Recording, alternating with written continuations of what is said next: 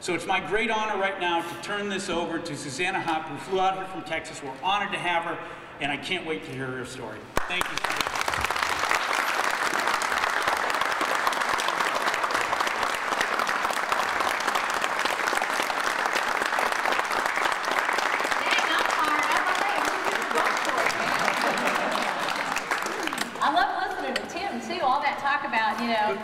Taking the next hill and siege and battle, and it's like, ooh, yeah.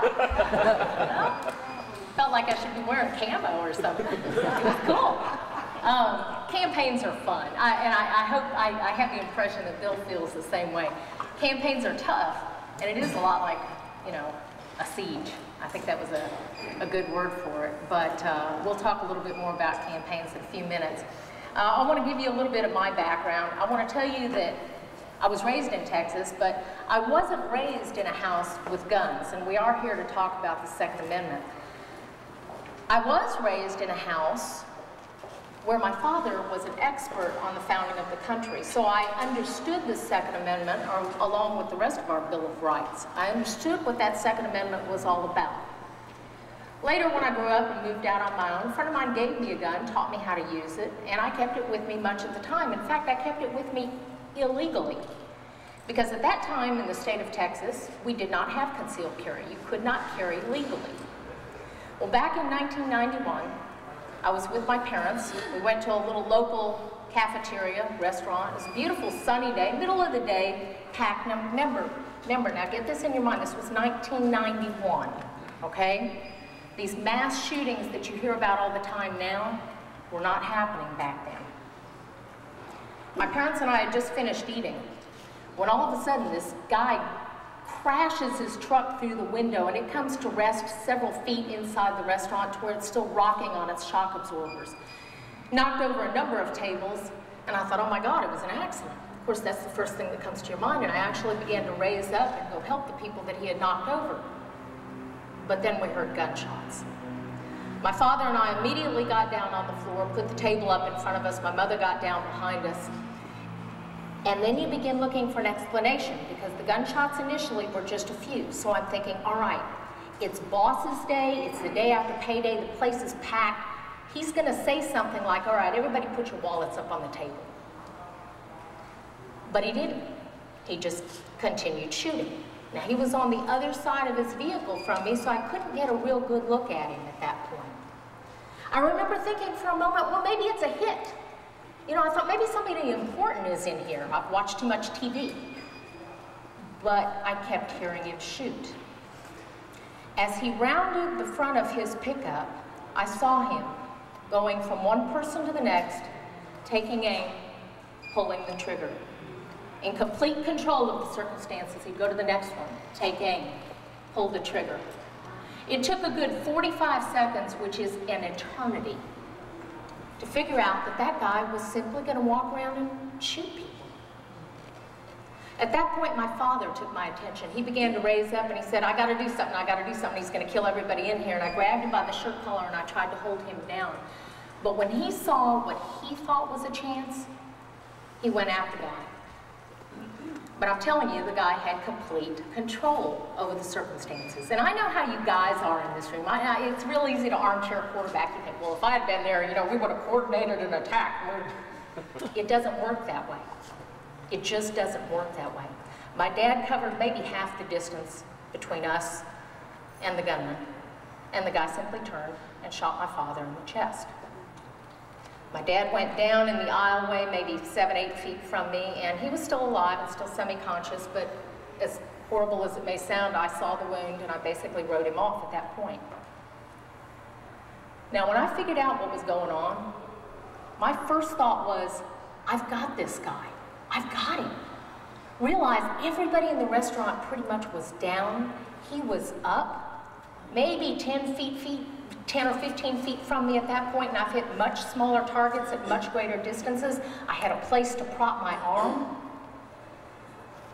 But then I realized that I'd made the stupidest decision of my life. A few months earlier, my gun was out in my car, completely useless to me, because I didn't want to lose my license to practice chiropractic. I was worried I'd get caught with it. So there it was, 100 feet, 100 yards, I don't know what it was, but it was out there in the parking lot where I couldn't get to it. I remember looking at my purse on the floor next to me, thinking, well, what do? Throw my purse at him?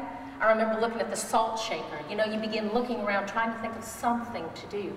You can't go up against a guy with a 9mm, in fact, 2 of them, with a salt shaker. The good news was, because my father had gone down right there, it made the gunman change direction slightly, and instead of continuing directly toward us, he actually went off to my left. And that was the first time I really got a good look at the guy. He was my age at the time, 31, 32 years old. He was a tall, good-looking guy, and the funny things that go through your mind, I remember, you know, you're still looking for an explanation. It's the way the human mind works. I remember looking at him thinking, I'd go out with this guy. What could be so wrong in his life? But I never saw him in the eyes, and the people that saw him in the eyes said that it was like looking at the devil. There were other people that saw him in the eyes that said it was like looking at a shark's eyes. They were empty. He continued off to my left, taking his time, taking aim, and executing people. I can't begin to tell you what it's like to sit there and wait for it to be your turn. The frustration and the anger that I felt. Shortly after that, as he continued beyond me, somebody way at the back of the restaurant broke out another window, and when I heard that window break, and when I heard it crash, I remember thinking, oh my God, here comes another one. But then I saw people getting out that way. So as I'd peek over the top of the table, like the table was gonna keep me from getting killed, right? When I'd peek over the top of the table, when the gunman had his back to me, when I saw what I thought was a chance, I stood up, I grabbed my mother by the shirt collar, I said, come on, we gotta run, we gotta get out of here, and my feet grew wings. I made it out that back window, and in fact, my manager friend, the guy actually managing the restaurant that day, whom we had shared lunch with, came out a side door, and he said, thank God you're all right. And I said, yeah, but Dad's been hit, and it's bad. And I turned to say something to my mother, and realized she hadn't followed me out. Well, to make a long story short, most of us had run across a street to an apartment complex. Everybody was already on the phones, 911 had been called and whatnot. The police officers, bless their heart, a number of them were actually patients of mine at my chiropractic clinic in a neighboring town. They took me and my brother and sister to lunch about a week later, and they said, let me tell you what really happened. They said, we were one building away at the Sheraton. And in an ironic twist of gun control fate, the management of the Sheraton didn't want their guests to feel uncomfortable by all the police officers, many of them in plain clothes, carrying guns. So the management asked them to leave their weapons in the trunks of their car. So precious minutes were lost. They were in the building next door. Precious minutes were lost as they retrieved their guns from the trunks of their car. They said that when they got over there, they didn't know who the gunman was. As they entered the building, they managed to kind of sneak in through that front glass window pane that was broken. And at that point, it was pandemonium. But they said they saw a woman cradling a man on the floor. They said that they saw a tall young man walk up to her. They said she looked up at him. He put a gun to her head. She looked down at her husband, and he pulled the trigger. My parents had just had their 47th wedding anniversary. Mom wasn't going anywhere without Dad. 23 people were killed that day. The cops said all they had to do was fire a shot into the ceiling, and this guy rabbited to a back bathroom alcove area, exchanged a little gunfire with him, and then put a bullet in his own head, thank God.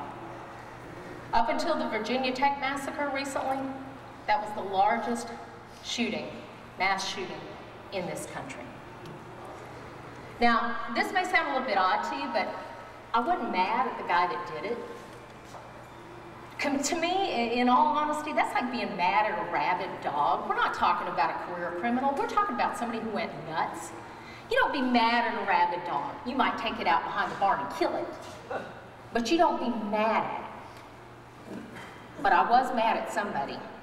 And I know a lot of people think I'm making this up now, but I promise you, you go back and you look at the newspapers the day after this, October 17th, 1991, you look at the newspapers, I said I was mad as hell at my legislators because I felt like they had legislated me out of the right to protect myself and my family.